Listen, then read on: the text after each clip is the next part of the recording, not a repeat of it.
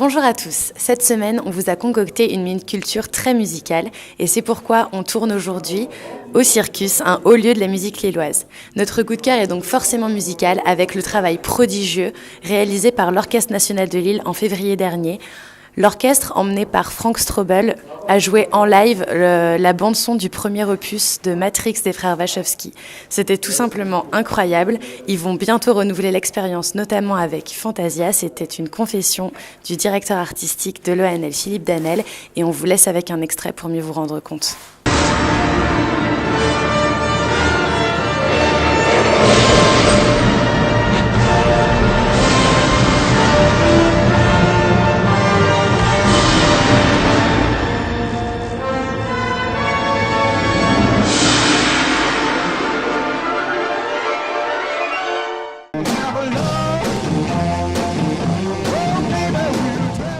Alors moi, mon plaisir coupable, c'est d'être un pilier de bar tous les mardis soirs au Circus pour les jam sessions.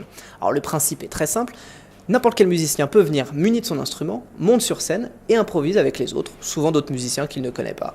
Alors on peut trouver des trompettes, saxo, violon, guitare, basse, batterie et même, pourquoi pas, des mandolines. Et ça donne toujours lieu à d'excellents moments musicaux. Et puis en plus de ça, au Circus, on peut apprécier de la bonne bière, du bon vin rouge, du fromage et même de la charcuterie. Il y a de la charcuterie ? Il y a de la charcuterie. Extrait.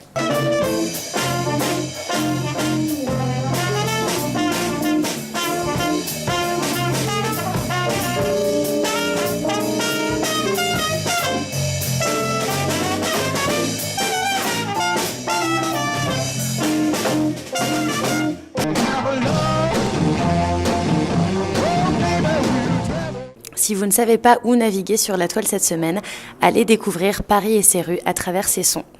Sur écoutezparis.net. Du marché de la rue Mouffetard en 52 aux vitrines des grands magasins en 2010, c'est un moyen original et ludique de redécouvrir la capitale. On a vraiment impatience de voir l'étendue du phénomène à ces villes où on a rarement l'occasion d'aller.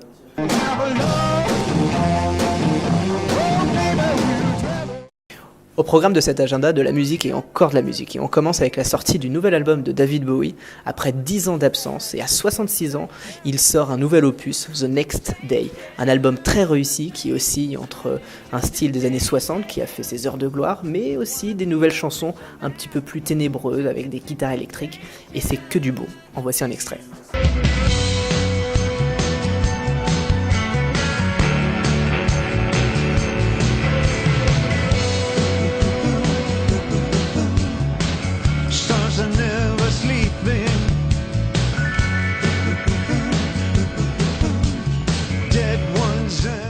On enchaîne avec un documentaire qui est encore dans vos salles de cinéma, c'est Sugar Man, qui raconte l'histoire de Sixto Rodriguez, un guitariste-chanteur des États-Unis, qui n'a jamais réussi à percer dans les années 70, mais qui, sans le savoir, a été idolâtré en Afrique du Sud pendant une trentaine d'années, alors que lui était resté qu'un simple ouvrier aux États-Unis. Ce documentaire raconte cette histoire émouvante et en musique, et ça donne ça. If ever there is an air of intrigue and mystery around a pop artist, it is around the artist known as Rodriguez. We thought he was like the inner city poet. He was this wandering spirit around the city. He's like a wise man, a prophet.